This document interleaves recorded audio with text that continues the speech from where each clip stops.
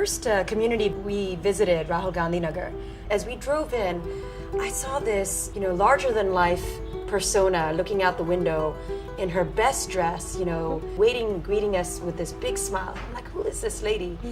And you could tell that she had been waiting for us. And this is Sarataji of Rahul Gandhi Nagar, who's really been leading the efforts there on water conservation and management.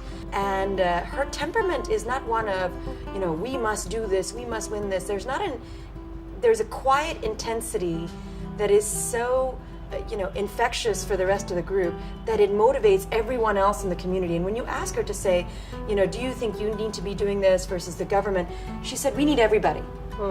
And she said things like, I need to be friends with my enemies also, because anybody that can do anything for us, my friends are my friends, but my enemies, to make them my friends, is when I really know that we have everybody on our side, because what we care about is that our children take a bath.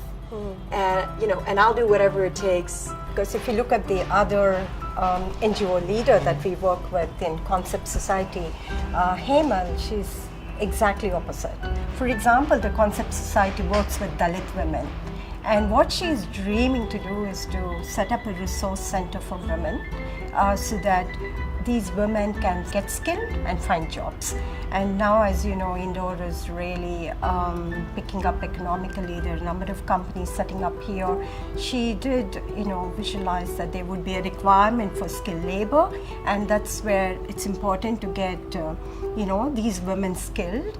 She was one of the few people of all the NGOs that we worked with, very clear on what she wanted, how she wanted to use the IBM skills. It's really interesting that we saw such unique, different leadership styles, right? Because the one who impressed me was Shabnam from UHRC. She is almost like this silent, resilient force who's like just behind and just letting the team do the talking.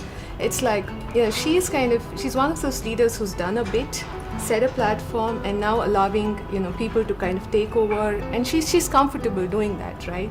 You would never think that the best type of leadership training can happen, out in the field.